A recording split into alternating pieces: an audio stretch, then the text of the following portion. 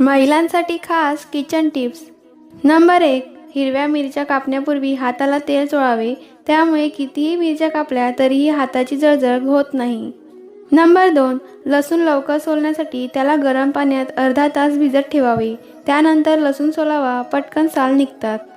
Number 3, मेथीचे पराठे करताना मेथी थोडी परतून घेतल्यास पीठ मळायला सोपे जाते, पीठ एकजीव होते आणि पराठे कोरडे आणि कडवट न होता अगदी लुसलुशीत होण्यास मदत होते।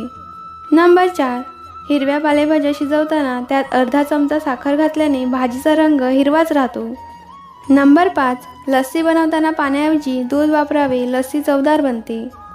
नंबर 6, भेंडी जास्त दिवस टिकण्यासाठी तिला दोन्ही बाजूने कट करून प्लॅस्टिकच्या पिशवीत भरून फ्रीजमध्ये ठेवून द्यावी।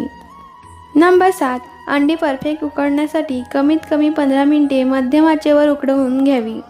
नंबर 8, महिलांनी मॅगीचे सतत सेवन केल्याने मॅगीमध्ये आढळणाऱ्या शिसे नावाच्या घटकामुळे त्यांची प्रजनन क्षमता हळूहळू कमी व्हायला लागते।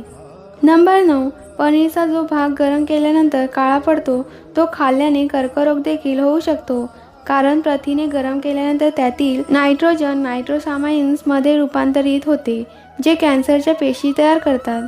नंबर 10, धान्यांमध्ये अळ्या होऊ नयेत म्हणून त्यात माचीस खोळून ठेवावे, त्याच्या वासाने अळी होत नाही। नंबर 11, उन्हाळ्यामुळे नाकातून रक्त येत असेल तर रुमाल थंड पाण्यात बुडवून पिळून घ्यायचा आणि डोक्यावर ठेवावा, त्यामुळे नाकातून रक्त येणे बंद होते। नंबर 12, ढोकळा किंवा समोशासाठी हिरवी चटणी बनवताना त्यात बारीक शेव घालावी, त्यामुळे चटणी दाटसर होते।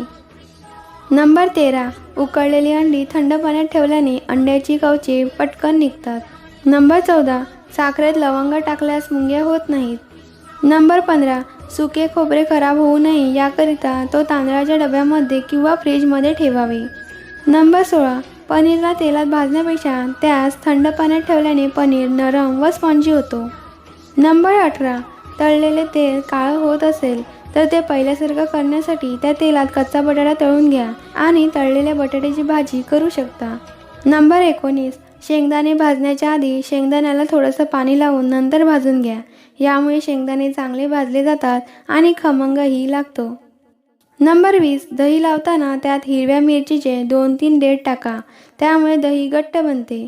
मंडळी, व्हिडिओ कशी वाटली हे कमेंटमध्ये नक्की सांगा आणि आलाच आहात तर चॅनलला सबस्क्राईब करून जा। धन्यवाद।